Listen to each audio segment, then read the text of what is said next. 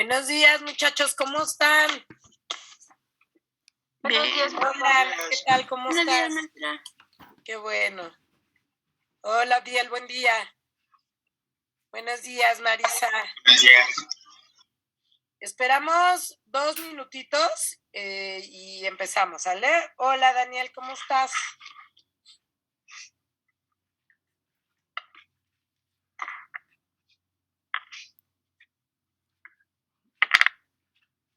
Oiga, doctora, ¿y cómo le agarró el temblor? Fíjate que estaba yo aquí en plena, qué bueno, Daniel. Estaba yo en plena reunión de papás de la escuela aquí en Zoom, cuando dicen en la pantalla, está temblando. No es la alarma sísmica. Hola, Leslie, buen día. Y entonces, pues yo me salí, ¿no? Obviamente, como supongo que todos. Y ya fue, pero yo no lo sentí. Pablo sí lo sintió, ya se estaba acostando a dormir y entonces lo saco, nos salimos con los perros, ya sabes, y de pronto explota el transformador de aquí de luz, de aquí del callejón. Así, ¿no? Entonces nos quedamos sin luz, ya no me pude volver a meter a la junta, pero pues sí estuvo bien fuerte, yo esta vez no lo sentí. ¿Y tú qué tal, La primera vez que te toca ahí en el centro, ¿no? Y en un sexto piso. No. No, sí fue un caos, porque como mi departamento está sobre eje central, Ajá. pues es muy diferente vivir un temblor en Xochimilco que en eje central. No, claro, en Xochimilco, lo más que la trajinera. Sí, no, fue horrible. Yo ya no vuelvo a vivir aquí. No, claro. Oye, no se me ha olvidado la propuesta de hacer el programita en la trajinera, ¿eh? Sí, nada más que ahorita pues ha estado muy cargado, entonces nada más, igual para octubre, ya que pase el 27. Sí, cuando quiera. De todos modos, ahí sigue la propuesta para lo de noviembre, doctora. Ah, claro. Digo, un desestrés. Claro, hagámoslo para noviembre, ¿verdad? Sí. Ok, bueno. Bueno, pues igual ya vamos a empezar. ¿Ya empieza a grabar? Bueno, ¿Ya empieza a grabar? Buenos días, muchachos. Recording in progress. Hace un ratito vi en mi correo la pregunta de un compañero suyo que no había entendido cuál era la tarea para hoy. Bueno, les vuelvo a explicar un poco porque además es la tarea que vamos a estar haciendo en estos, hasta que terminemos de leer el México Bárbaro, vamos a estar haciendo este ejercicio con cada porción de capítulos que vayamos leyendo. Una es que, bueno, que obviamente hagan la lectura de los 3 capítulos, bueno, que hicieran la lectura de los 3 capítulos, que fueran haciendo sus subrayados de conceptos sobre todo y de palabras que no les sonaran familiares. Y la otra es que empezaran a hacer este ejercicio de hacer los cuadros que yo digo que son como cuadros como de tipologías, así como le hacen un poco de registro, como hacen los antropólogos y los etnólogos, en el que ustedes van a hacer, no sé si alcanzan a ver, bueno, se ve al revés, ¿no? Obviamente, pero son 3 columnas. Obviamente arriba, bueno, ponen su nombre, el título del libro, las páginas del libro, y ponen 3 columnas, una que diga sujetos, otra escenarios y otra acciones, y así van poniendo los nombres o personajes que ustedes consideren que son importantes de destacar, igual en escenarios, los nombres de los lugares, y en acciones, pues estas, digamos, algunas frases que a ustedes les revelen algunas acciones concretas de ciertos individuos, ¿no? Por ejemplo, el tema de la esclavitud genera varios temas que ahorita vamos a repasar un poquito con más detalle. Ese tema, por ejemplo, que puede ser la explotación de los campesinos, ¿no? Eso, explotación del campesinado, es una acción. Entonces me gustaría, bueno, ver esos cuadros con ese registro, y a partir de esos cuadros, que son básicamente la organización de la información que ustedes van a obtener de la lectura, entonces ya nos podemos ir a buscar puntualmente nombres propios, nombres de lugares, si hay alguna palabra relacionada con alguna acción que no identifiquemos, bueno, podemos ir a algún diccionario a buscar a qué se refiere el autor, ¿no? Esto es porque todavía en el principios del siglo XX, todavía algunas palabras significan una cosa en ese contexto de principios del siglo XX y otra cosa para nosotros ahorita desde donde estamos leyendo. Entonces, después de hacer ese registro, que van a ver ustedes en el caso de esta lectura, va a ser así, van a salirles un montón de nombres, si no son nombres propios, por ahí les van a salir también nombres de sujetos colectivos, y bueno, ustedes, yo también quiero ver cómo es que ustedes están entendiendo esta parte. No sé si les quede claro, o sea, estos cuadros de registro, estos cuadros de tipología, o sea, yo no quiero que me los entreguen, eso no es una tarea, no es, lo quiero que los hagan para que empecemos a entender cómo clasificamos un texto y sobre todo un texto mientras más atrás nos vamos, esta clasificación nos ayuda para apoyarnos en bibliografía y conocer, bueno, estas referencias a las que hacen los autores. Si no tenemos estas referencias, pues perdemos gran parte de la información del texto. A lo mejor nos queda pues relativamente clara la temática de la esclavitud, pero quiénes son las que la llevan a cabo, quiénes están detrás de todo de toda esta perversa construcción, digamos, de la relación entre el campesinado y los latifundistas en el sureste, y así, ¿no? Entonces, esto es importante. En algunas lecturas, hay alguna complejidad en la cuestión de los sujetos, ¿no? Por ejemplo, hay lecturas donde apreciamos que la Ciudad de México es vista por el autor como un sujeto.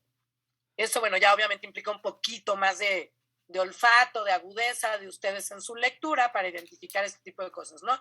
Así como el ferrocarril, hay varias lecturas, no nada más de textos escritos, sino de la plástica, por ejemplo, de José María Velasco, o así de algunos, de algunos grabadores, ¿no? Donde el ferrocarril en sí es un personaje de sus acciones, ¿no? De las acciones que están tratando de plasmar en la plástica o en el grabado. Eso, bueno, obviamente implica un poco más de detalle del que ustedes pueden desprender de la lectura. En este caso, como es la lectura de John Kenneth Turner, los 3 primeros capítulos vienen muy abigarrados, no sé si lo pudieron ver, de nombres propios, de nombres de lugares, que no necesariamente a primera vista nosotros identificamos. Sobre todo, bueno, si no hemos estado en estos contextos. A lo mejor a alguno de ustedes que haya viajado a Mérida, pues las referencias que pone Turner les resultan más familiares, a lo mejor alguno de ustedes que haya viajado incluso en ferrocarril, no lo sé, a lo mejor tienen también estas referencias, o que hayan ido, pues no lo creo, pero bueno, porque ya no hay esta posibilidad, desgraciadamente, de viajar en vapor, ¿verdad? O en alguna embarcación al sureste, bueno, también, ¿no?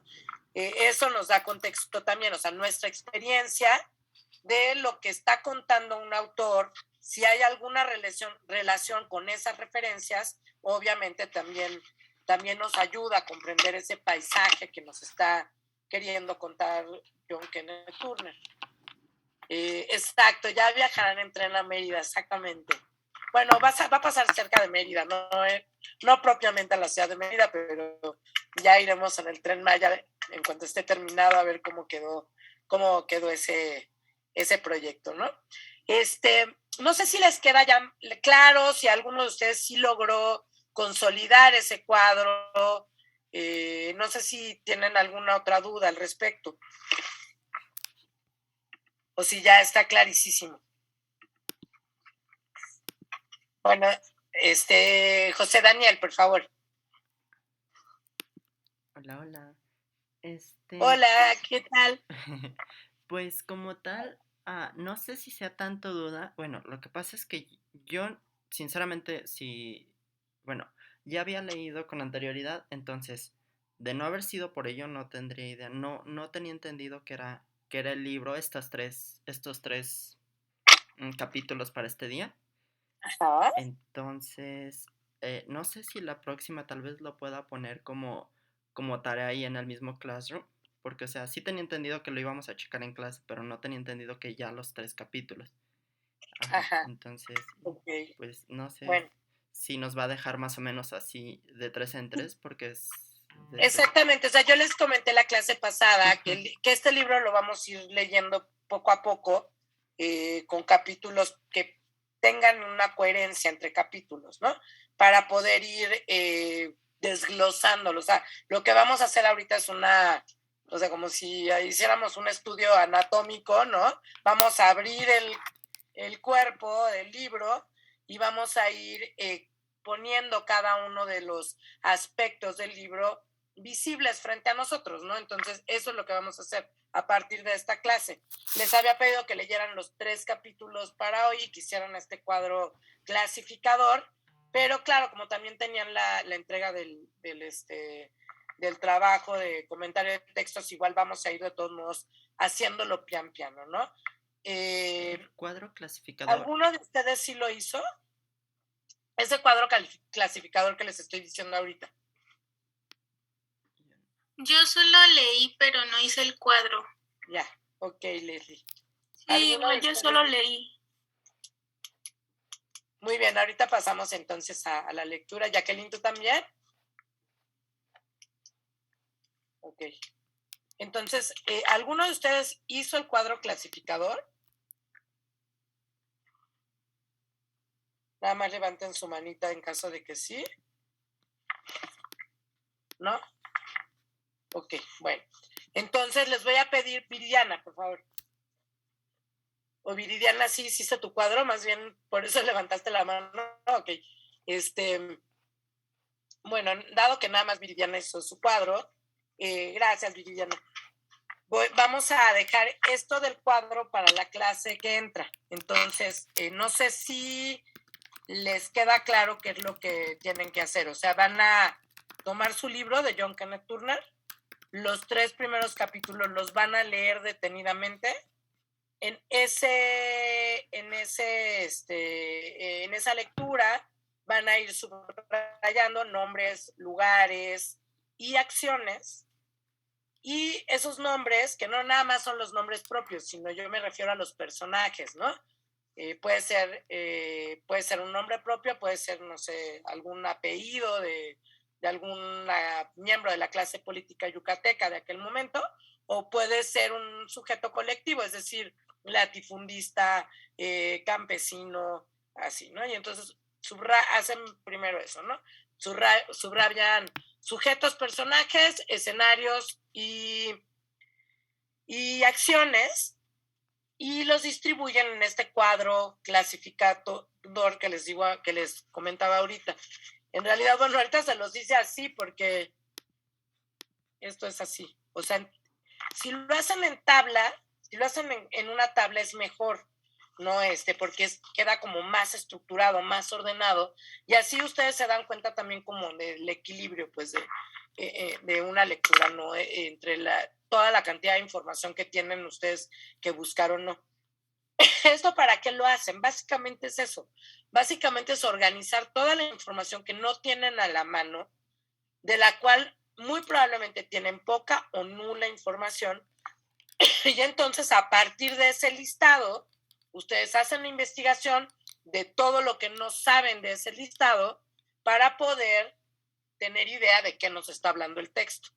En algunos casos, estos cuadros de verdad arrojan asuntos muy interesantes, es decir, lecturas que convencionalmente nosotros habíamos tomado como ya por dadas, ya por entendidas. De pronto, cuando uno hace esos cuadros, te das cuenta que no sabías, no tenías ni la mitad de la información de la que estaba hablando el escritor, ¿no? El escritor, el narrador. Y eso nos pone a pensar entonces qué tanto entendimos la lectura. Sí, o sea, ¿qué tanto podemos entender una lectura como esta de John Kenneth Turner si conocemos, pues no sé, una cuarta parte de la información que él nos está dando? ¿Cómo podríamos saber, no? O sea, ¿cómo podríamos saber? A lo mejor comprendemos en cierto nivel esta provocación que le está haciendo, pero en realidad, ¿qué tanto comprendimos del proceso en sí que nos está narrando con tanta descripción?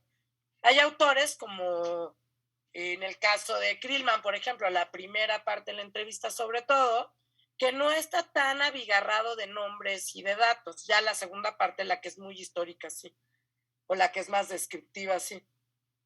Entonces la primera parte no resulta difícil clasificarla, aunque ahí lo que valdría la pena clasificar en este tipo de lecturas, como la entrevista de Krillman, es precisamente las ideas que está plasmando, ¿no? Entonces, lo que vamos a hacer con John Kenneth Turner es empezar desde cero. Es decir, esto, o sea, que les digo, no hagan de cuenta que estamos en un laboratorio de biología y tenemos así, bueno, no sé si ustedes lo hicieron en la prepa, porque bueno, no había tanta, bueno, yo sí, porque todavía no había tanta defensa de los animales, obviamente, y todo, pero si abrían una rana, ¿no? Y cómo iban diseccionando o identificando las partes de la rana, las internas, los órganos, los músculos, o sea, todo lo que podían ver a simple vista de esa rana, ¿no?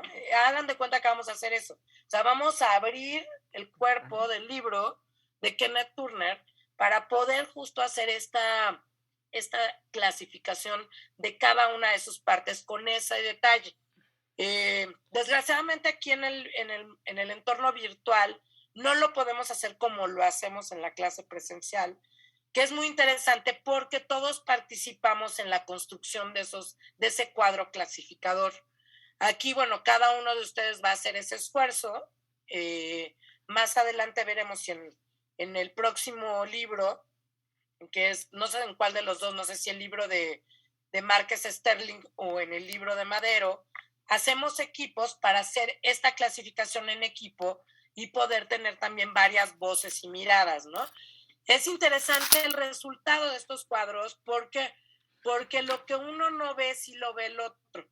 Entonces, probablemente un nombre o un sujeto colectivo que a uno se le escapó, pero que es fundamental para entender esta parte del texto, a otro no se le escapó, lo puso ahí en primer plano, y entonces vamos justo retroalimentándonos con las miradas de la lectura de los otros. Y eso es interesante, sobre todo cuando es una lectura tan compleja, que abarca un tema tan complicado.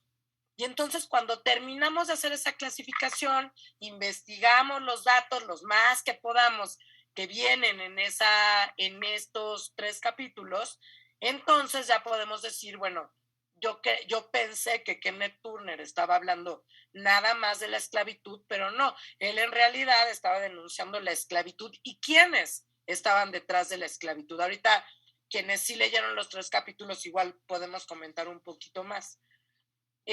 Como también les decía la clase pasada, en estos cuadros clasificadores, el nombre del autor siempre aparece hasta arriba de los sujetos. ¿Por qué razón? Porque parte del análisis que ustedes seguramente ya lo están viendo, o sea, en patente, pues en su clase de historiografía, parte de cómo se constituye un texto tiene que ver, por supuesto, con la postura del autor. Entonces, ese autor juega un papel total en la construcción de ese documento. Prácticamente yo diría que todos los documentos tienen este sentido. Hay unos que son mucho más difíciles de descifrar. Por ejemplo, una cerámica o ese trabajo que hacen los arqueólogos, ¿no? Cuando se encuentran un montículo en no sé, en algún entorno donde hay evidencia de que hubo poblaciones o comunidades prehispánicas, ¿no? Y este montículo, ¿cómo pueden saber los arqueólogos que ahí en ese montículo hay un registro de una pirámide, ¿no? Incluso, bueno, al levantar obviamente el montículo, ¿cómo es que un grupo de piedras ahí superpuestas efectivamente es un espacio que hay que proteger e ir investigando, porque bueno, eso es una evidencia de una presencia de una comunidad prehispánica en ese lugar. Ahora encontraron, no sé si han ustedes leído, unos restos prehispánicos de edificios prehispánicos en Tepito. No sé si alguno de ustedes sabe de eso. o lo ha leído, ¿no? ¿No? Bueno, Vi la noticia. ¿Sí viste la noticia, Marco? Es muy interesante porque, o sea, realmente, pues nuestro país, ustedes saben, es infinito con respecto a estos hallazgos, ¿no? O sea, interesante que en plena zona de Tepito, no porque no lo supiéramos, o sea, sabemos que Tepito es un barrio de origen prehispánico, que mantiene su identidad como barrio originario, que de alguna manera, bueno, también los pobladores mantuvieron exacto arriba Tepito, ¿no? En fin, o sea, como esto que le da esta identidad tan sui generis, ¿no? Sabemos también, obviamente, toda la conflictividad que hay en Tepito y como un espacio urbano en ese sentido, ¿no? Pero lo que resulta singular es que, o sea, imagínense, si ya de por sí la identidad de Tepito estaba vinculada precisamente a estos orígenes prehispánicos como barrio originario, imagínense ahora que descubrieron pues estos hallazgos, ¿no? O sea, con mayor razón va a venir así una identidad, o sea, o se refuerza la identidad con estas cuestiones. Además, obviamente, de pues seguir encontrando la profundidad de esta ciudad sobre la que se superpuso otra ciudad, la hispánica, que no es nada más en el caso de las ciudades prehispánicas, sino que sabemos que esos siempre han hecho, igual los mismos sociedades prehispánicas hicieron lo mismo con otras poblaciones y comunidades, ¿no? Entonces era una práctica pues total, y bueno, la sigue siendo. Pero bueno, esto, o sea, lo que les quiero, ya me estoy desviando como siempre, lo que les quiero decir es que mientras más complicada es la fuente, obviamente que tenemos que tener pues muchas más herramientas para poderle hincar el diente, ¿no? O sea, obviamente si nosotros no somos arqueólogos, pues es muy difícil saber o no tenemos esta vocación por la arqueología, pues sí, obviamente es muy difícil que vayamos a una zona y digamos, ese montículo seguro ahí hay una pirámide. O sea, sabemos si vamos, no sé, quién de ustedes ha ido a Tajín o quién de ustedes ha ido a Cacaxtla, ¿no? A Tajín, aquí mismo en Cuicuilco, en Tlalpan, en fin, o sea, hay en Tajín y en Teotihuacán es donde más se ha ampliado la investigación y donde podemos todavía ver así montículos que seguramente están vinculados a esa zona arqueológica. Pero bueno, hay muchas, ustedes saben que hay, no sé, bueno, infinitas, no sé cuántas, pero hay como 3,000 zonas arqueológicas en el país, desde el norte hasta el sur. Y bueno, todas estas zonas tienen sus referentes, ¿no? Sobre cómo investigarse. Eso, bueno, es obviamente como dicen ahora, la expertise de los arqueólogos, y ellos tienen forma de saber qué es lo que están diciendo. Bueno, nosotros como historiadores, digamos, del texto, o sea, que ahorita estamos estudiando un libro que se llama México Bárbaro, pues el México Bárbaro es nuestro montículo, ¿no? Nosotros lo que hacemos es precisamente esto, esta parte que es, bueno, para mí es una de las partes más interesantes, porque eso es lo que nos hace ver que nunca dejamos como historiadores de empezar ninguna investigación de la A a la Z. O sea, no porque tengamos, insisto, postdoctorados, ya dominamos los temas. Entonces, cuando tenemos que hacer un acercamiento a una temática nueva, a una fuente nueva, por lo general volvemos al ABC del historiador, y haciendo estas clasificaciones es como vamos penetrando cada vez con mayor acompañamiento teórico y filosófico, vamos penetrando vamos llegando al corazón de la lectura y por supuesto a la comprensión de esa mirada de autor que nunca deja de estar diferentes. Los que empezaron ya a leer a Kenneth Turner y los que leyeron a Krillman con detalle, ya tienen dos referentes de dos escrituras que son diferentes, ¿no? De dos miradas de autor que vienen de contexto similar y que, sin embargo, para contar una realidad parten de puntos diferentes, ¿no? Ya a partir de estas clasificaciones, ustedes ya mientras vayan avanzando van a encontrar elementos para hablar de otras cuestiones relacionadas con el texto.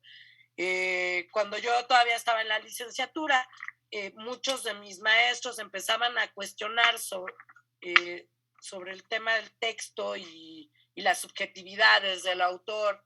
Y entonces, pues hablaban mucho en posiciones teóricas de la historia que venían muchas de ellas de la escuela de los anales, donde precisamente se hablaba de la fuente como una fuente a la que una misma fuente, distintos historiadores encontraban distintas cosas exactamente por la búsqueda que estaban haciendo. No sé si hasta aquí vamos bien. ¿Tienen alguna duda, alguna pregunta? Esto me interesa mucho que les quede claro, porque claro, no lo vimos en el caso de la entrevista a Díaz-Krillman, porque de la entrevista a Díaz-Krillman me interesaba más que vieran como el todo, ¿no?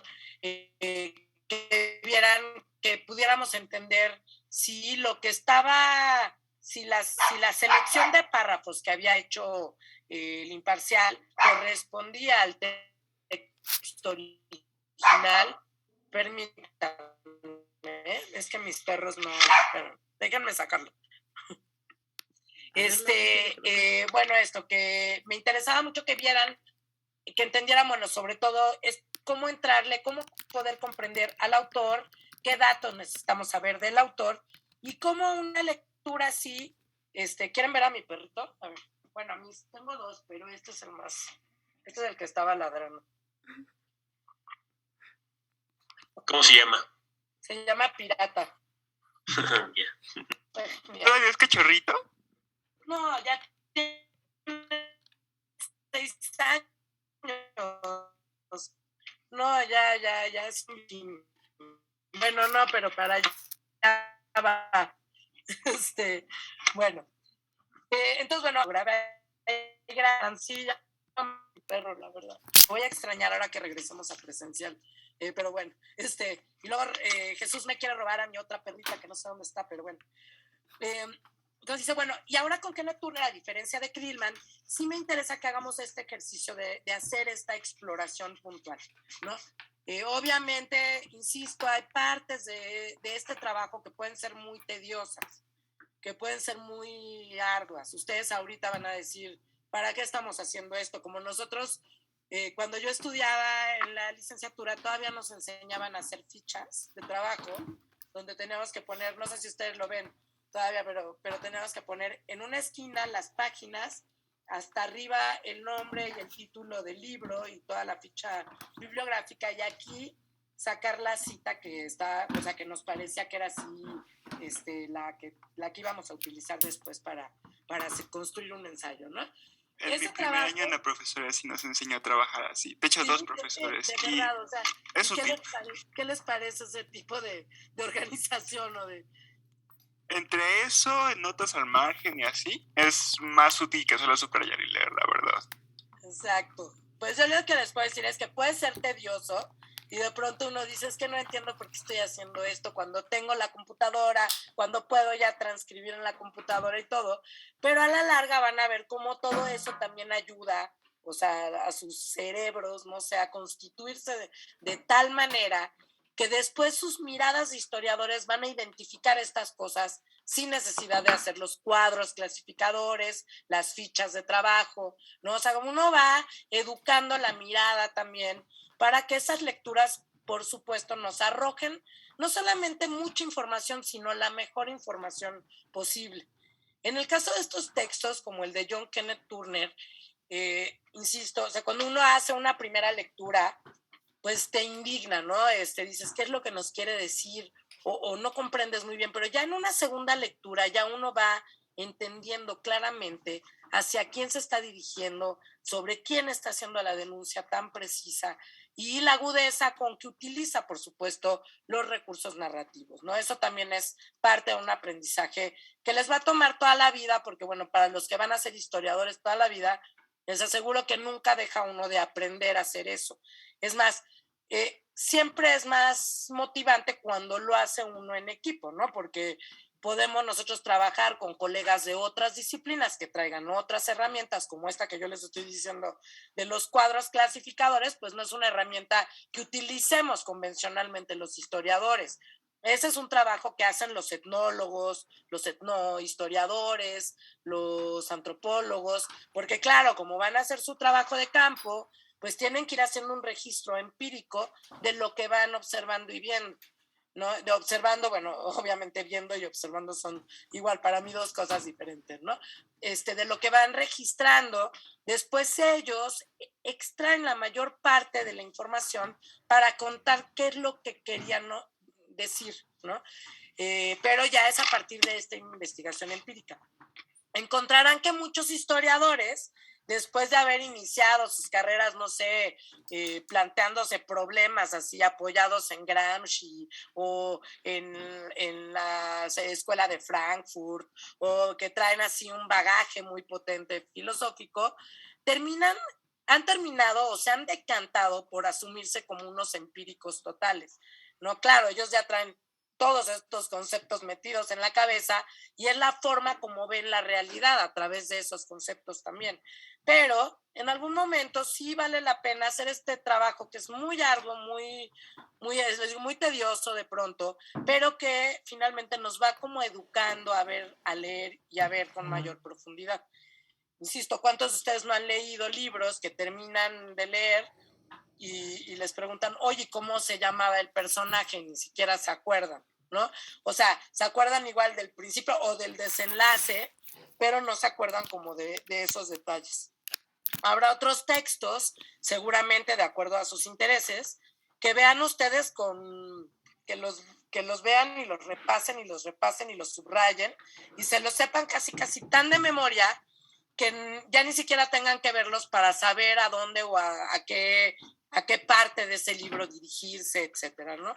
No son muchos y además la bibliografía, la historiografía es tan amplia, o sea, hay tanto que leer, tantos libros que publican todos los días, interesantes libros, que ya uno por eso, bueno, existe la sobreespecialización. Entonces, bueno, todo esto para decirles que pues ahorita a lo mejor en algún momento de la lectura de John Kenneth Turner, que es tan larga, les va a parecer tedioso, pero a mí me gustaría que fueran muy exhaustivos, que fueran súper exhaustivos, súper puntillosos, súper ñoñísimos, así de subrayar, de apuntar, de ponerlo en el cuadro y de irse poco a poco leyendo. Mientras más lento lean, mejor, porque van a encontrar estos datos. Y cuando pongan todos esos datos, después de que terminen estos 3 capítulos, vemos qué fue lo que rescataron de toda esa lectura. Como es la primera vez que lo hacemos, y entiendo, bueno, que ahorita tenían además que entregarme a mí, y pues supongo que tus otras materias también importan, ¿verdad? No solo comentario de textos. Entonces, les voy a dar un plazo más amplio. Estos cuadros, mejor los revisamos, ahorita lo pongo en el Classroom para que lo tengan claro, los revisamos el jueves que entra. Insisto, no son para que me los entreguen. Ahorita no, a lo mejor cuando terminemos la lectura de John Kenneth Turner, les digo, hagan cuadro clasificador con los nombres más importantes, con los escenarios más importantes y con las acciones más importantes, pero ahorita háganlo para ustedes. Es decir, cómo hagan su cuadro, ustedes lo pueden hacer como ustedes mejor les acomode. Yo lo recomiendo en tabla porque, claro, yo soy muy esquemática y entonces así me resulta más ordenada la información. Pero cómo ustedes lo construyan, eso también depende de cómo ustedes les resulte más fácil, ¿sale? Y cuando terminemos el libro, bueno, hacemos un cuadro general de todo lo que fuimos encontrando.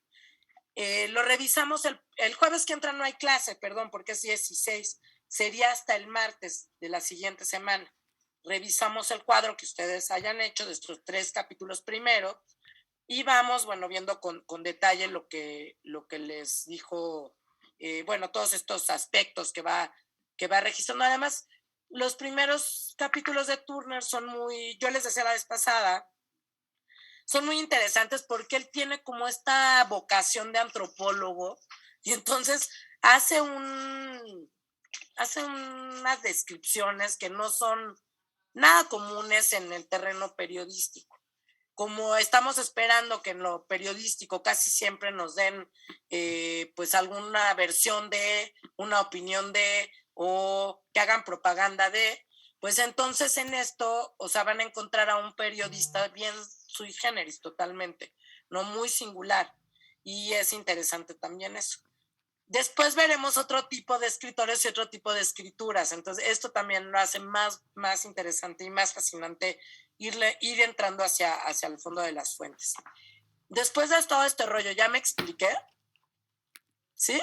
De todos modos, ahorita se los pongo yo. Igual si quieren también por el Classroom les pongo el cuadro como yo sugiero que lo hagan, aunque insisto, ahí yo no soy así de así lo tienen que hacer porque así lo tienen que hacer. Es más fácil para mí y seguramente para algunos de ustedes, pero bueno, ahí hay libertad, ¿no? Y lo revisamos el martes, creo que es el martes 19, ¿no? A ver, déjenme ver. Lo revisaríamos. ¿Qué otros libros vamos a requerir comprar? ¿Van a requerir qué? Comprar u obtener. O sea, ¿qué otros libros vamos a checar? Pues al principio, bueno, ustedes tienen el plan de trabajo, ¿no? ¿O te refieres para complementar esta lectura de Kenneth Turner o a lo largo del semestre? Ambos sí se puede, o sea, pues no tenía considerado comprar, por ejemplo, el de John Kenneth Turner. ¿Habrá otro que se tenga que comprar para irlo avanzando? Bueno, yo les puse obviamente en el plan, en el programa de trabajo, ahí vienen las lecturas que son obligatorias. Pues esto yo tampoco los obligo a que lo compren, ¿no? O sea, si ustedes lo quieren leer en línea, también lo pueden leer en línea, pueden leerlo en un PDF, o sea, esto no sé cómo cada quien lo tenga. No sé que muchos tienen libros en sus casas, entonces pueden buscar ahí en las bibliotecas de sus papás, de sus abuelos y asaltarlas, ¿no? O de sus hermanos, ver si tienen esto. Son los 4 libros obligatorios, Daniel.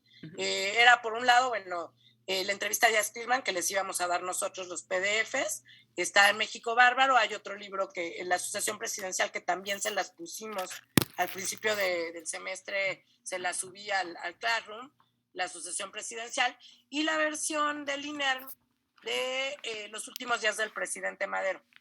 Son esos 4 libros. Trataremos, bueno, obviamente de leerlos todos, de llegar al final con todos y todo, porque también hay una intervención que hacemos para analizar las imágenes de la decena trágica.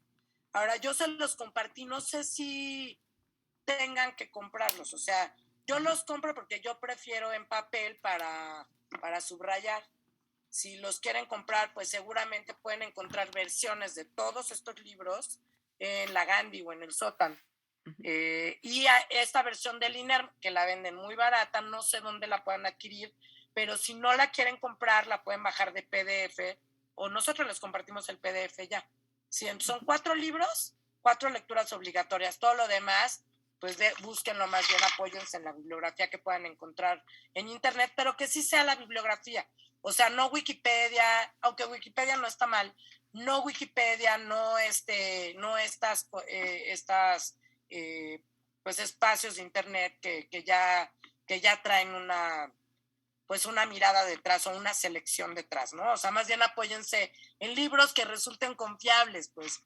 O sea, busquen autores confiables. Si quieren ver, miren, aquí Susana nos está diciendo que hay 40% de libros en el Fondo de Cultura Económica. Miren, con la credencial de la UNAM. O échense una vueltecita al Fondo de Cultura y busquen los libros en físico. No sé si estén, no creo que sean caros. De México Bárbaro de Porrúa, no sé, ¿cuánto te costó tu libro de México Bárbaro? Aunque crees que ya lo iba, bueno, perdón, perdón que confianzudo soy, ¿qué cree que ayer lo iba a comprar? Y dije, no me acuerdo si lo tengo ya o ya lo regalé, porque ya le había contado que lo había leído hace años, y así sí, por fortuna no lo regalé o no lo saqué de mi repertorio, entonces ya no me acuerdo, pero pues son baratos. Pero ¿hay alguna versión comentada, alguna buena versión? Porque solo está sepan cuántos, o no sé. Sí, a mí la que me gusta es la de sepan cuántos, que es la que yo prefería que leyéramos todos para ir sobre la misma versión, pero si tienen otra versión, está bien, no importa, porque hay muchas ediciones. Aquí dice Daniel que a él le costó 80 pesos de la editorial EMU. Ok, o sea, igual no quiero que compren otro libro. Si ya lo tienes, está en esa versión. Viridiana. Me costó 81, maestra. Igual con a mí me costó 81. Igual con la credencial de la UNAM, en Porru hacen descuento. Si prefieren, que es como, bueno, o sea, eso es como les acomode, o sea, porque como ustedes ya nacieron con las herramientas digitales, pues a muchos de ustedes se les acomoda súper bien trabajar en la pantalla, con los PDFs, lo dominan, ¿no? Habemos otros que no, y para hacer una lectura así de profunda, pues preferimos el libro, poner el post-it, la rayita, la anotación al calce, y luego eso es lo que recuperas. Entonces, José Daniel, no estoy, no los obligo a comprarlos, más bien son libros que son fácilmente, se pueden conseguir muy fácilmente, y nosotros les proporcionamos la versión de la Asociación Presidencial y también la versión de Liner de Márquez Sterling. Básicamente la de Márquez Sterling es un mamotreto, o sea, es una versión así mamotreto, ¿no? Y ya que no era quejado, ok. Bueno, o sea, eso pues ya depende de ti, Daniel, o sea, ahí sí como tú mejor te acomodes, ¿no?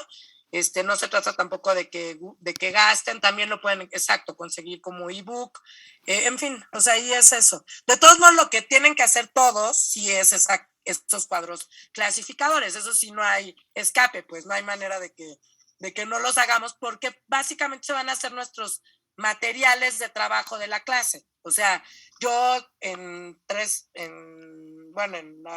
clases más que veamos esos cuadros, les voy a estar preguntando, y a ver, José Daniel, tú ¿cuáles fueron los sujetos que tú identificaste? Y me vas a leer, no sé, 10, 20, 30, 40, no sé, los que hayas encontrado, ¿no? Igual, Viridiana, ¿cuáles fueron los escenarios? Pues ya Viridiana nos irá contando. Y vemos si prácticamente todos coinciden en ese registro. Entonces, bueno, pues consideraré que todos más o menos tienen como esta homogeneidad en cuanto a esta parte, a esta etapa que es de registro, y vamos entonces ya entrándole más a fondo al comentario de textos de esos 3 primeros capítulos. ¿De acuerdo? Entonces ahora sí les vuelvo a preguntar, ¿hay alguna duda, alguna pregunta? Yo les sugiero que vayan consiguiendo los 4 libros obligatorios, porque pues alguno de ustedes terminará antes de leer y se querrá seguir, y bueno, pueden ir adelantando. Vamos a hacer de todos los libros obligatorios, vamos a hacer un cuadro de comentario de textos, ese sí como trabajo parcial. Cuando lleguemos al libro de Márquez Sterling, mi expectativa sería, a ver si no me equivoco, como los veo así que son muy agudos y muy preguntones y muy como que comentan mucho y todo eso, mi expectativa feliz va a ser que ese último comentario de textos del libro de Márquez Sterling sea buenísimo, no el de todos así, pero vamos subiendo, o sea, vamos subiendo pues la dificultad, ¿no? Como en un videojuego, ¿no? Vamos aumentando la dificultad para ver, bueno, porque obviamente no se trata de abarcar mucho y entender poco, sino todo lo contrario. Cada lectura también lleva, o sea, esta clase también lleva el ritmo de sus lecturas. Es decir, si con Kenneth Turner los 3 primeros capítulos nos hacen detenernos más tiempo, pues entonces ese va a ser el ritmo que vamos a tener. Si con la Asociación Presidencial, yo nunca la he leído completa en clase. Si llegamos bien, o sea, si más bien vamos con buen ritmo, pues a lo mejor la leemos completa. Me gustaría, las partes que sí leemos de la Asociación Presidencial es donde hemos identificado a aquellos que estamos interesados en el tema del espiritismo de Madero, que hemos identificado que ahí está la impronta espiritista de Madero así explícita, ¿no? En cierta forma de contar las cosas. Pero bueno, de todos modos, si nos da tiempo, pues la leemos completa, igual en este sentido, ¿sale? Y obviamente, bueno, pues la clase de las imágenes de la escena trágica, después de esa clase, vamos a la Ciudadela y vemos si ustedes identifican estas imágenes en ese entorno que nos cuentan también las fotografías.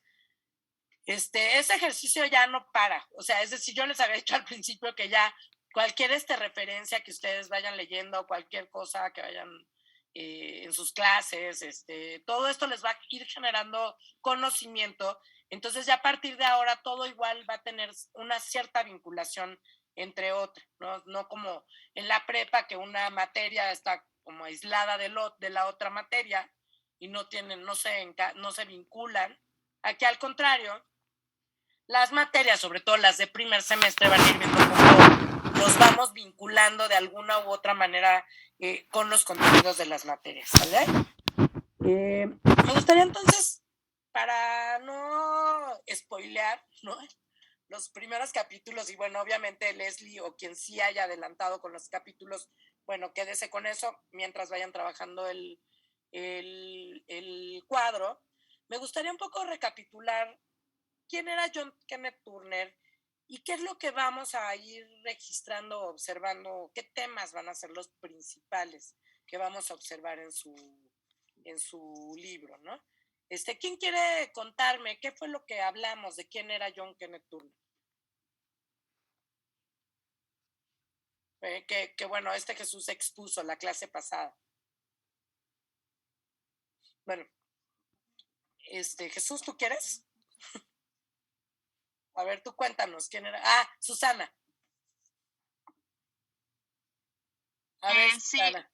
hola profesora, perdón que no prenda mi camarita, pero hoy no andamos prendiendo camarita. Pero, bueno, por lo que me acuerdo de lo que había expuesto Jesús y también como del prefacio, el prólogo de México Bárbaro, pues era un californiano, bueno, de Oregon, nació en Oregon y después estudió en Berkeley, California. Y pues creo que por lo que vi, pues sí, como que empezó a escribir como en los periódicos californianos y después entrevistó a Flores Magón, ¿no?, y a los anarquistas mexicanos que estaban justamente presos allá en California, y pues tuvo la oportunidad de entrevistarlos, se empieza a interesar por todo lo que pasaba en México y pues decide hacer el viaje a México. Y algo que me impactó es que él utilizó como su apariencia para pasar desapercibido, ¿no? O sea, él dice que ahí como que empezó a platicar, en el capítulo de los yaquis, que empezó a platicar con este general, ¿no? Y que pues el general creyó que era un extranjero indefenso, pero pues en realidad le estaba sacando información para, pues sí, para sus pues crónicas, ¿no?, de todo lo que pasaba en México. Y pues yo creo que eso se me hizo muy padre, como que era un espía encubierto y pues gracias a eso y a su apariencia de gringo, pues pudo hacer como investigaciones al respecto. Yo creo que igual que no hubiera internet y que los periodistas no fueran conocidos como físicamente, pues ayudaba a que pues la gente le soltara información. Y pues bueno, igual creo que ahora podemos como leer a periodistas sin saber su cara, o sea, de que solo conocemos a los más conocidos, obviamente. Pero pues no sé, se me hizo padre que él utilizara eso para sacar la información así a las personas importantes. Exacto, claro que sí, Susana. Bueno, ya Susana nos hizo como una breve semblanza de Kenneth Turner, en la que desde luego esta apreciación que hace ella, o sea, él nace en Oregon, pero pues la región, o sea, no sé quiénes de ustedes han estado en en estos estados del este. Sí, tú, Susana, así de Oregon a California. Bueno, no he estado, pero pues el mapa es como la West Coast, ¿no? Exactamente. O sea, todos estos estados del este en Estados Unidos, bueno, son como un conjunto de estados que han vivido varios procesos sociales y políticos de maneras similares, ¿no? Entonces, ustedes sabrán que Oregon y Portland, en particular la ciudad de Portland, ahora se considera como una de las ciudades más más avanzadas, más liberales de Estados Unidos, y así, bueno, a medida que van bajando igual, Seattle en el estado en Washington, y bueno, en fin, en California, varias ciudades, entonces tienen varias similitudes. Muchos de los personajes importantes del norte de Estados Unidos, de Oregon, viajaron hubo muchos escritores, periodistas, actores, actrices, que músicos, que hicieron justo ese viaje de migración, como lo hizo, al igual que lo hizo Kenneth Turner, y se instalaron en California, en Los Ángeles y en varias ciudades californianas para realizar con mayor profundidad su trabajo artístico, periodístico, como escritores o artistas, ¿no? Y bueno, pues este es el caso de John Kenneth Turner, forma parte del modelo migratorio de propia de Estados Unidos para tener, pues, ampliar sus criterios periodísticos, ¿no? A esta biografía de Kenneth Turner, breve, obviamente breve semblanza, esto que nos cuenta Susana, que es parte de, pues, de la parte del inicio de ese viaje que realiza Kenneth Turner, que es uno de los aspectos que a mí más me interesa que vayan en ese momento siguiéndolo, o sea, que perciban cómo es este ejercicio periodístico de él, donde él se disfraza y hace esta actuación justo para poder hincarle el diente a la realidad mexicana. Ese proceso me interesa mucho que ustedes lo vean, lo hagan con él, ese viaje, que lo hagan con él, acompañando a Kenneth Turner, ¿no? Bueno, aparte de esta biografía de Kenneth Turner, hay también una biografía del libro en sí, ¿no? Porque el libro se publica muy reciente, o sea, en cuanto lo escribe, prácticamente se publica en 1910. Yo les acabo de compartir el libro en inglés en el Classroom, para que lo vean, para que lo tengan ustedes, está en PDF. Revísenlo, hagan este mismo ejercicio que hicimos con la entrevista a Díaz Grillman, quienes tengan, bueno, un buen manejo del inglés, revísenlo, ojéenlo, vean el índice, todo, vean los datos de edición del libro. Y entonces, bueno, si uno quiere hacer el rastreo ya de manera más puntual, haces, por supuesto, la semblanza del autor que te lleva a todo este horizonte donde a él cambia la entrevista con Ricardo Flores Magón, le cambia la perspectiva y a partir de ahí decide hacer el viaje a México, pero también pueden hacer la biografía del libro, ¿no? Cuando se publica por primera vez, ya tenemos algunos datos que Jesús nos comentó la clase pasada.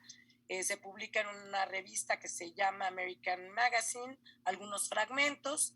En esa revista lo censuran a Kenneth Turner, ya no le vuelven a admitir, ya no le dan espacio para más contribuciones, y entonces él empieza a publicar otras porciones de este trabajo en otros medios, ¿no? En la revista The Socialist Review y en Appeal to Reason, y en esa revista se va como lanzando avances hasta que se publica el libro por primera vez en inglés, y luego obviamente pues todas las versiones que ha habido de traducciones, de reimpresiones, de todo lo que vendría después de los años 50, cuando se conoce por primera vez la versión en español, traducida al español, y tiene su propia biografía en el sentido de que pues hay que identificar quién fue el primer traductor del libro de México Bárbaro, ¿no? ¿En qué editorial se publicó por primera vez México Bárbaro en español?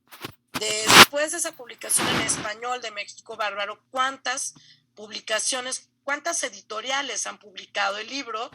¿Qué editoriales son? Si hay prólogos o no hay prólogos, si hay prefacios o no hay prefacios, si respetan en ese sentido la versión original donde hay una nota de autor, si la nota de autor está modificada o no, en fin, esto ya, les digo, son minucias o parecen minucias, pero cuando uno está queriendo entender un problema histórico, en esas minucias es precisamente donde te fincas, donde te plantas para encontrar pues ciertas claves que te permitan llegar a un punto convincente para ti, bien principio como historiador, y con el cual quieras convencer pues a tus lectores o a tus alumnos o así de algo que tú estás queriendo poner en el horizonte, ¿no? Entonces, estas se hacen en paralelo, estas dos semblanzas, ¿no? La de Kenneth Turner y la del libro en sí. Por eso yo en la clase pasada le preguntaba a Jesús que qué edición era la suya, de qué editorial, y esa portada, ¿quién hace esa portada? No, o sea, si trae una portada, si trae un dibujo, una fotografía, un fotomontaje, un montaje, un collage, como en el libro de Porrúa, quién lo hace, quién está detrás. Todos esos datos, insisto, parecen menores, pero bueno, a la postre van a ver cómo ese tipo de trabajos, ese tipo de análisis muy puntuales han llevado a conclusiones donde lo que encontramos son posiciones en la historiografía no muy ciertas, ¿no? Porque se han fincado ciertos libros que se consideran como canónicos en posiciones que hemos pensado que eran así, las posiciones que nos iban a llevar a encontrar la verdad o a conocer la verdad de un proceso histórico, y al final, bueno, no es tan cierto, ¿no? Yo les había contado ya de este libro, ¿no? De la historia del grabado en México, que repetía y repetía y repetía cosas, y al final no sabemos de ese libro que ha sido repetido más. Ah, mira, tú también tienes tu perro, José Daniel, sí, como compañía. No, pero si es que es un labrador o que es, sí, ¿verdad?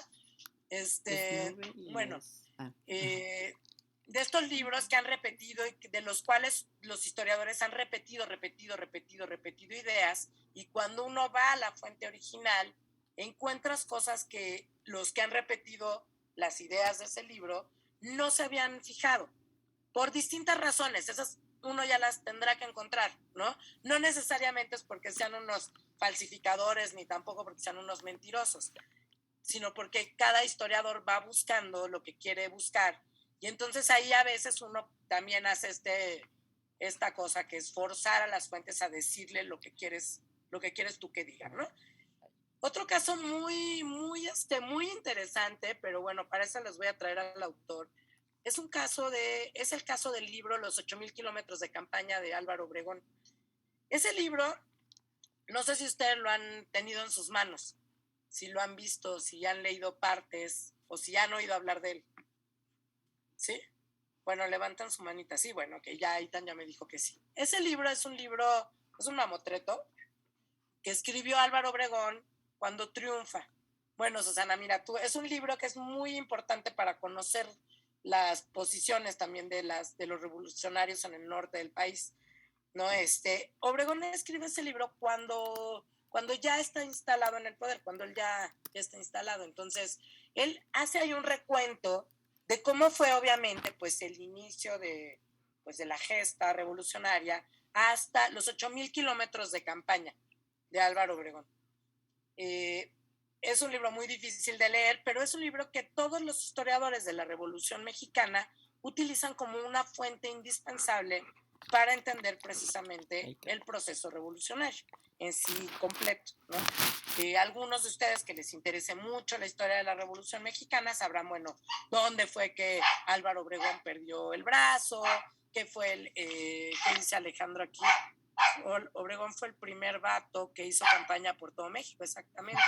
Entonces, eso es muy interesante, ese libro es fascinante, porque justo tú vas también siguiendo a esta personalidad, a este personaje que obviamente pues es el personaje central de esa historia que le está contando. O sea, no solamente es el actor, no solamente es el sujeto, es el personaje, ¿no? Entonces, él se construye a sí mismo como un personaje, y esas ideas y ese relato, que esa narración victoriosa que él va contando, los historiadores de la Revolución Mexicana la asumen como la historia justo de los vencedores, ¿no? De los vencedores de esos distintos grupos revolucionarios que aparecieron desde estos años que estamos hablando hasta 1920, y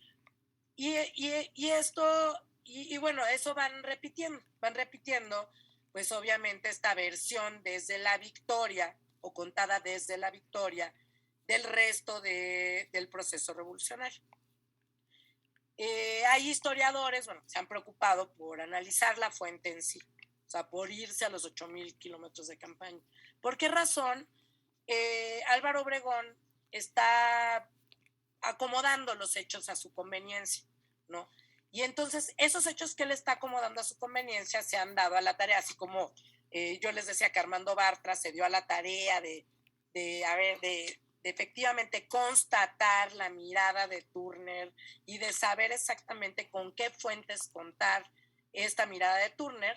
pues también hay historiadores que han hecho esto con los 8,000 kilómetros de campaña y se han dado cuenta como Obregón, para magnificar las hazañas militares, pues en vez de hablar de 5 cañones, habló de 100 cañones. En vez de, no, estoy exagerando, ¿no? Pues, pero un poco pues aderezó el relato con acontecimientos que eran muy difíciles o sea, que es muy difícil de que los hubiera llevado a cabo.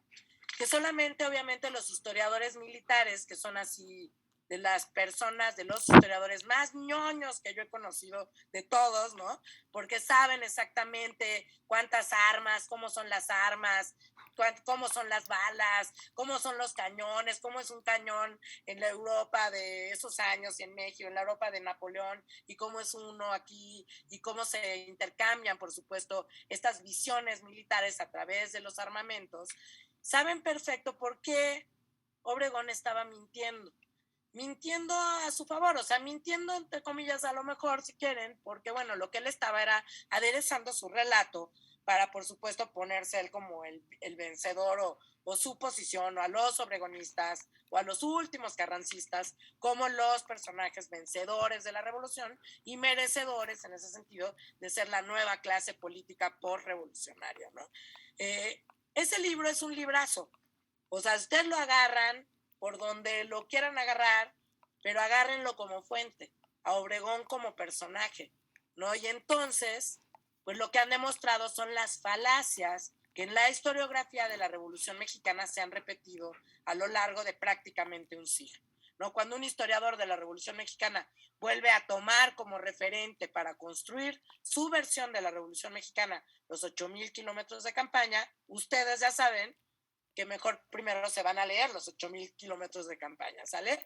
Para que puedan ustedes tener, pues por lo menos el contrapunto, ¿no? Seguramente habrá muchas cosas ingeniosas que les parezcan fascinantes de cómo contó su versión Álvaro Obregón y que en realidad no hagan ruido con respecto al tema que ustedes están queriendo contar.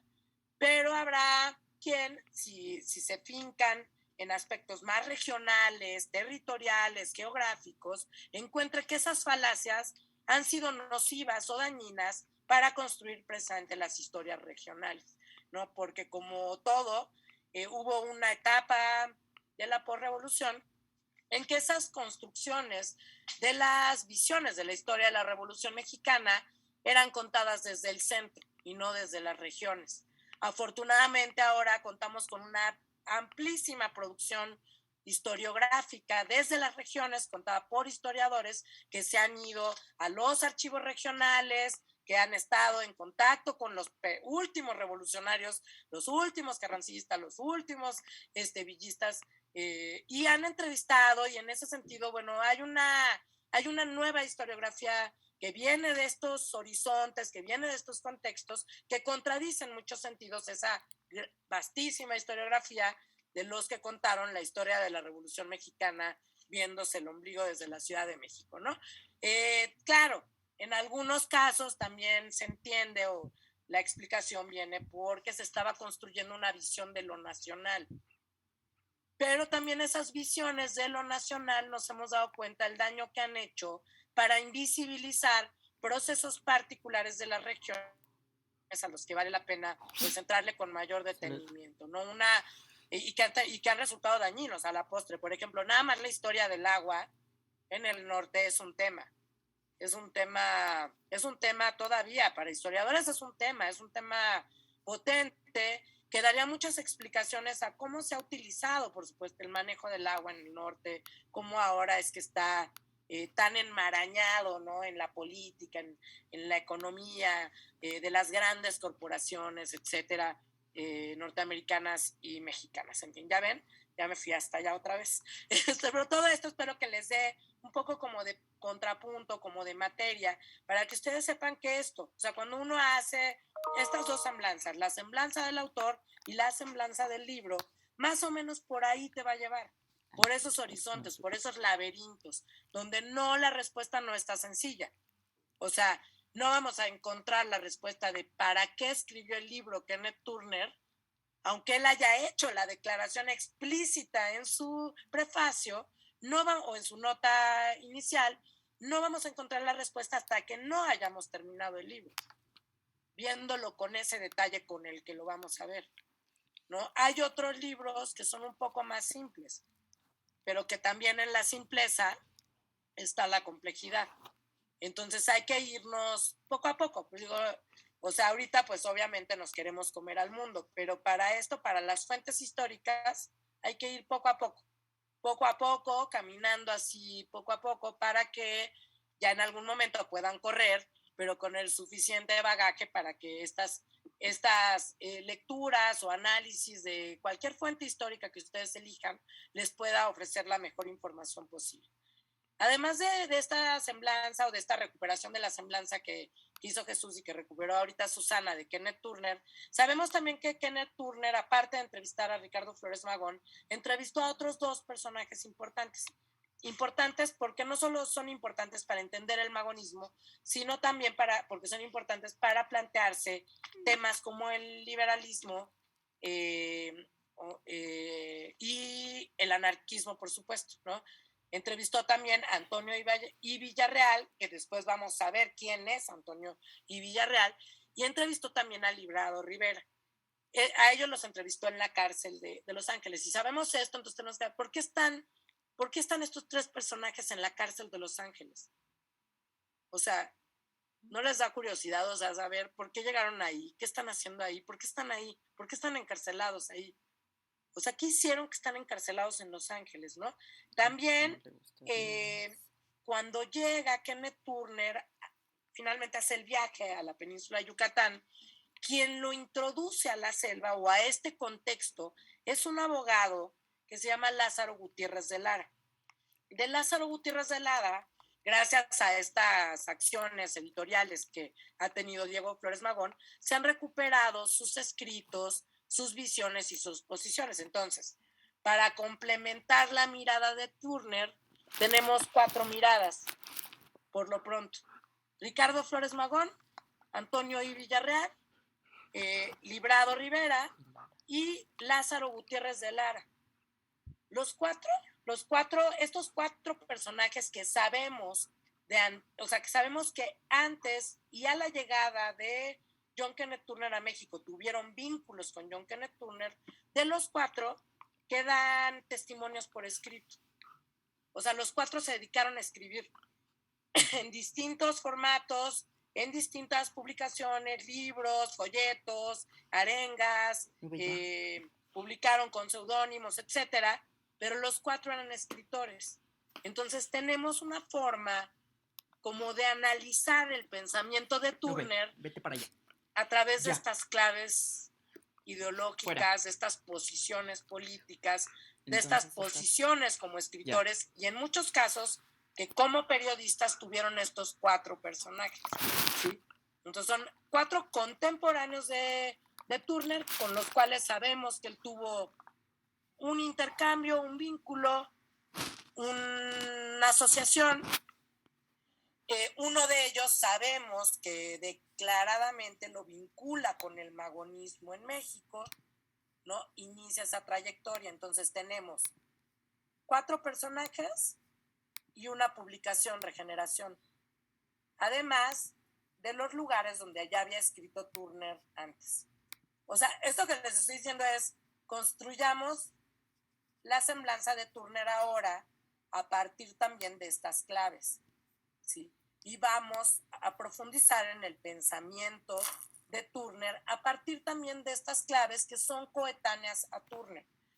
No necesariamente por ser coetáneas y por estar vinculados en un mismo movimiento significa que quiere decir que pensaban y opinaban lo mismo de todo, ¿no? Es como ustedes, o sea, seguramente algunos de ustedes serán morenistas y otros serán antipolíticos y otros serán, no sé, bueno, en fin, espero que, bueno, no, algunos de ustedes serán priistas, panistas, no sé, pero esas, o sea, ustedes son contemporáneos, comparten espacio, comparten un aula universitaria, comparten, o sea, si yo voy a hacer la biografía de alguno de ustedes después, porque resulte así su legado así importantísimo, aunque no sea importantísimo, que resulte así muy, muy relevante, pues tendría que decir, bueno, pues formó parte de la clase de comentario de textos en tal año y estuvieron como compañeros suyos fulanito, sutanita y así. Y bueno, eso no necesariamente te da, obviamente, el sentido de su pensamiento, pero te da algunas claves. En el caso de Tenet Turner, a partir de las historias que se han elaborado de él y cómo se ha visto el México bárbaro, sabemos que sí hubo una influencia de Ricardo Flores Magón en algunas ideas que ya traía a Turner y que cuando lo conoces se potencian y ahí establecen un vínculo personal. Queremos pensar que también se mantuvo ese vínculo personal con otros magonistas a través del periódico Regeneración. ¿Por qué Kenneth Turner no se decanta por tener una actividad vinculada al anarquismo internacional en este mismo sentido que lo tuvieron los magonistas o los Flores Magón? Pues eso también habrá que ponerlo en el horizonte, ¿no? Sabemos, porque ayer en la clase pasada alguien lo comentó, algunos de ustedes lo comentó, que Kenneth Turner se quedó colaborando con Carranza, que se sintió muy atraído por Carranza y que se quedó con Carranza siguiéndolo y escribiendo y en el contexto mexicano hasta que fue deportado.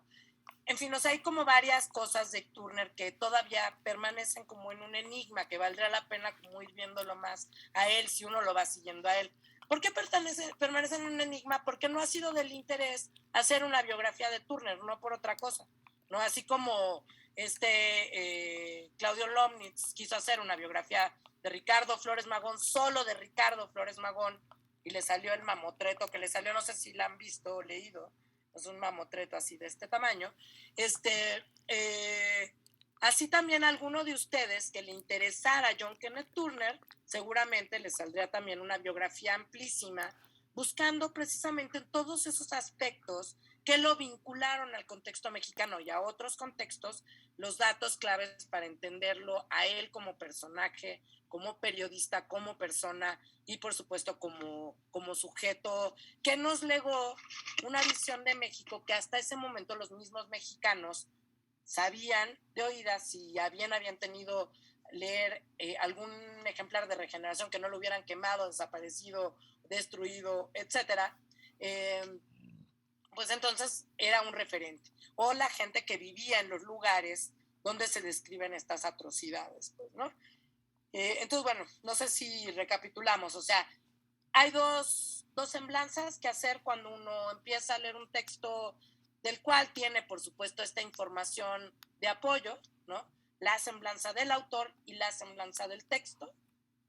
Y mientras va uno tejiendo o más bien haciendo este registro, esta clasificación con detalle, con calma, con pausa, a lo mejor no es algo que sea consciente, pero uno va viendo al personaje, al escritor, a lo largo de este recorrido, ¿sí?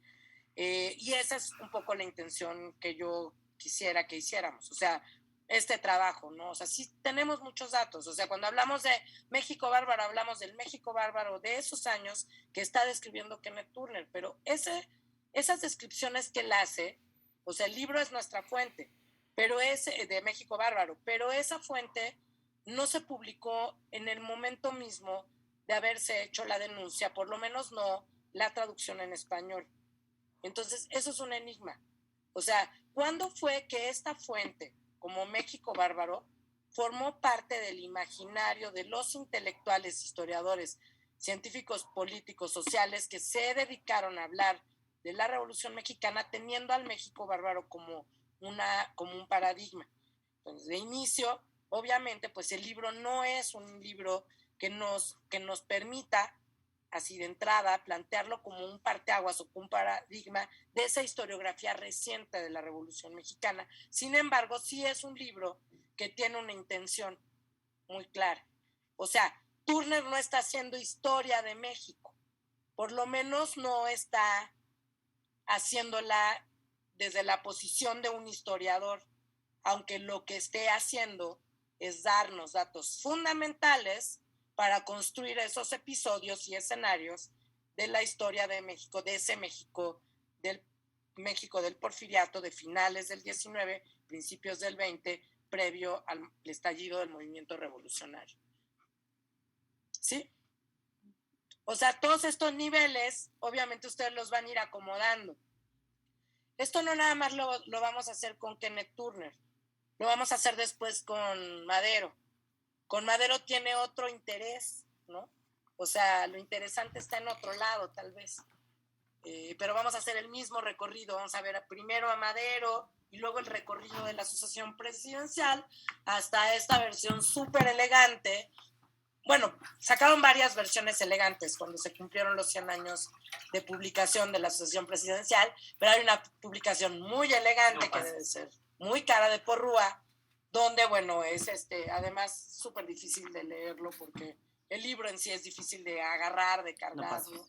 No es un libro más que para tenerlo en el librero y decir, tengo mi versión elegante de la asociación presidencial, ¿no? Bueno, o a alguien que sea, pues, muy adepto, ¿no? Que para sí, que la asociación presidencial sea un libro fundamental, pues entonces tendrá todas las ediciones, desde la primera que fue una autoedición que se pagó Madero en 1908, precisamente en Torreón, o en Saltillo, en Saltillo, la primera edición, Susana, por ahí, y bueno, tendrá todas las ediciones desde esa hasta la edición elegante de Porrúa, ¿no? En fin, o sea, por ahí nos vamos a ir con Kenneth Turner, con Madero y con Manuel Márquez Sterling, ¿no? Dice Susana que no se crean, pero que sí se creen. En fin, no sé si hasta aquí alguien tiene alguna duda, algún comentario. ¿No? Bueno, en fin, entonces yo dejaría la clase aquí. Lo que insistiría mucho es que ahorita, o sea, con Krillman nos fuimos así, ¿no? Rápido, o sea, un poco también para ver a Krillman en movimiento y meterle un poco de movimiento al tema, pero ahorita con Kenneth Turner nos vamos a ir, pues, con más pausa. ¿Por qué? Porque no tenemos prisa, ¿no? Porque si leemos a Kenneth Turner en 2, 3, 5 semanas, no pasa nada. Pero sí quiero que lo que hagamos con Kenneth Turner les sirva para el futuro, para sus carreras, se dediquen o no se dediquen a ser historiadores, si se vuelven periodistas, si se vuelven artistas plásticos, si hacen gráfica o artes, no sé, lo que sea que vayan a dedicar, cine, ¿no? Espero que esto que vamos a hacer con Kenneth Turner les sirva para todo eso también. ¿Sale? Entonces, sí, Ethan, dime. Bueno, no sé, antes para terminar, hay una película que tal vez sea un buen acompañamiento para esta lectura, que es La Casta Divina, con Ignacio López Tarso. Entonces ahí justamente está basada en el México bárbaro. Entonces si a alguien le interesa ver en película todo lo que nos están narrando, esa película es perfecta. Perfecto, sí, súper buena sugerencia, búsquenla. Sí estará en YouTube, sí, ¿verdad? En YouTube yo creo que sí la encuentro. Si no, métanse a las plataformas, a lo mejor ahorita que están sacando sus plataformas en Filmoteca y en Incine, a lo mejor por ahí la encuentran, o en YouTube, creo que sí la encuentran en YouTube, pero sí, muy buena sugerencia. Ahorita traten, bueno, de ir viendo esto, avancen, o sea, lean para el próximo martes, aquí sí, lean los 3 capítulos, no les digo a qué páginas, porque cada quien tiene una edición diferente, entonces lean los 3 capítulos y vamos avanzando en el cuadro, y la próxima clase los dejo hablar más a ustedes que a mí, y vamos hablando más de cómo vamos haciendo este viaje físico, geográfico, este viaje de Turner geográfico, real, y el viaje también imaginario, y el viaje también intelectual de Turner por esos primeros contactos en el México que él quiere constatar, que él quiere ver, o sea, eso no lo pierdan nunca de vista, o sea, él está haciendo una investigación, él quiere ver, él quiere contar la verdad, ese es su planteamiento, él quiere decir la verdad, quiere contar una verdad, y luego de contarla hacer una denuncia, ¿sí? Entonces, pues nos vemos la próxima clase, muchachos, nuevamente, cualquier duda que tengan, por favor, búsquenme. No sé si quien me preguntó del cuadro le quedó claro qué es lo que tenemos que hacer para la próxima clase. De cualquier manera, ahorita se los escribo en el Classroom para que ya no sea, espero que sea ya tan claro que ya no tengan ninguna duda. ¿Sale? Nos vemos entonces el martes que entra, chicos. Cualquier cosa, cualquiera, estoy súper a sus órdenes, atenta, pendiente. ¿Sale? Bueno, nos vemos. Cuídense mucho. Gracias. Bye, bye. Bye. Recording.